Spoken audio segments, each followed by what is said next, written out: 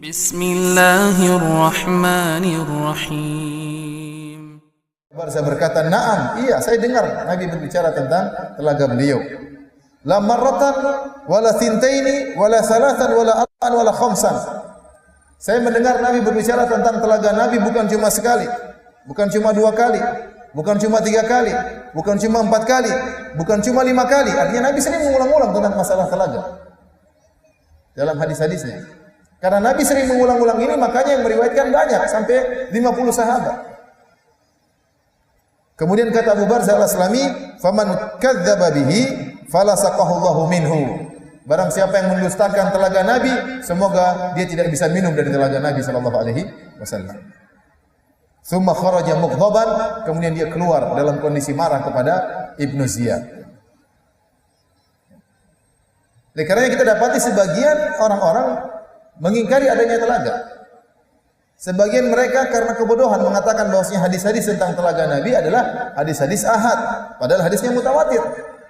Sebagian mereka mengatakan hadis-hadis tentang telaga Nabi kita tidak beriman. Kenapa? Karena tidak tersebutkan dalam Al-Quran. Seandainya telaga Nabi itu ada, harusnya disebutkan dalam Al-Quran. Jawabannya, terlalu banyak perkara-perkara yang Allah tidak sebutkan dalam Al-Quran. Tidak detail. Justru datangnya Nabi Muhammad SAW untuk mendetailkan isi Al-Quran, untuk menafsirkan isi Al-Quran. Kita sering bilang Allah dalam Al-Quran hanya mengatakan wa aqimus shalah, dirikan salat. Lantas bagaimana cara mendirikan salat? Berapa waktu dalam sehari? Berapa jumlah rakaatnya? Dimulai dengan azan, diakhiri dengan iqamat. Bagaimana tata caranya? Semuanya tidak ada dalam Al-Quran. Cuma datang dalam hadis-hadis Nabi SAW. Sama zakat, kata Allah wa atuz zakat. Bayarlah zakat. Gimana detailnya? Betapa nisabnya? Berapa nisabnya? Dan aturan-aturannya semua datang dalam hadis-hadis Nabi dan tidak ada dalam Al-Quran. Demikian juga beberapa perkara gaib tidak datang detail di Al-Quran, tapi datang detail dalam hadis-hadis Nabi sallallahu alaihi wasallam. Maka kita khawatir orang-orang yang mengingkari adanya telaga Nabi sallallahu alaihi wasallam terkena doanya Abu Barzah Al-Aslami. Khawatir mereka tidak minum dari telaga Nabi sallallahu alaihi wasallam. Taib. Oleh karenanya Al-Imam Ibnu Katsir rahimahullahu taala tatkala menyebutkan tentang hadis-hadis telaga dan dia menyebutkan bahwasanya hadis-hadisnya masyhur, mutawatir, dan dia berkata wa in raghimat unufu katsirin minal mubtadi'ah al-mukabirah al-qailina bi juhudihi. Meskipun para ahlul bid'ah ya, mereka benci akan hal ini, yang mereka sombong dan mengingkari akan adanya telaga Nabi sallallahu alaihi wasallam. Kemudian dia menukilkan perkataan sebagian salaf. Kata Ibnu Katsir rahimahullah, qala ba'dhu salaf, berkata sebagian salaf, man kadzdzaba bi karamatin lam yanalha. Barang siapa yang mengingkari suatu karamah, maka dia tidak akan meraihnya. Seakan-akan dia berkata, barang siapa yang mengingkari adanya telaga Nabi SAW, dia tidak akan minum dari telaga tersebut. Waliyadzubillah. Baik, hadirin dan hadirat yang dirahmati Allah Subhanahu wa taala, ya, kita akan menyebutkan ya tentang hadis-hadis telaga Nabi SAW. Saya ingatkan kembali hadis-hadis ini, hadis-hadis yang mutawatir.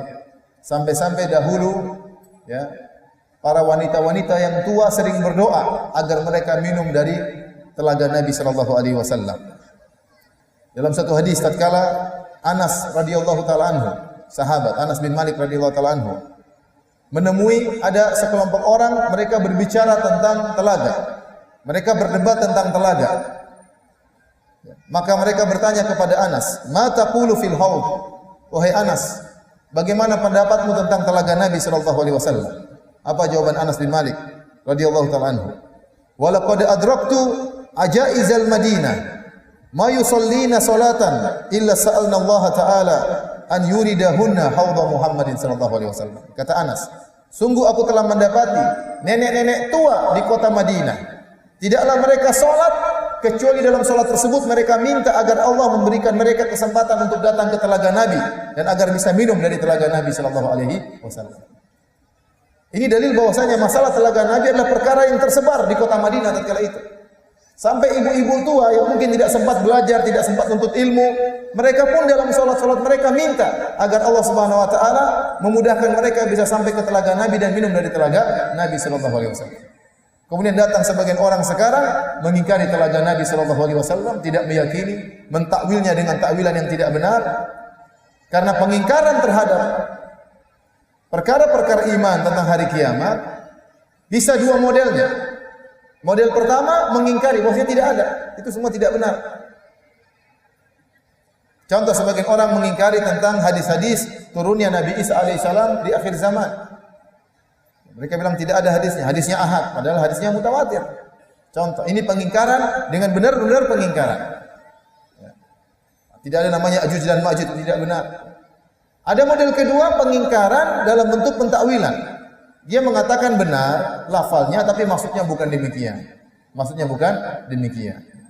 Contoh seperti sebagian orang mengatakan iya, Ya'juj dan Ma'juj akan muncul pada hari kiamat, menjelang hari kiamat, tapi bukan seperti yang Rasulullah SAW sebutkan, makhluk manusia bentuknya seperti ini dan seperti ini. Ya'juj dan Ma'juj maksudnya ini, maksudnya penyerangan dari orang-orang non muslim misalnya atau dari negeri ini, macam-macam. Ini tidak benar. Ini namanya takwil. Seperti mengatakan telaga Nabi maksudnya bukan air tapi maksudnya adalah rahmat dan macam-macamnya. Ini juga tidak benar. Ini adalah bentuk pengingkaran dalam bentuk yang lain, pengingkaran dalam sisi makna.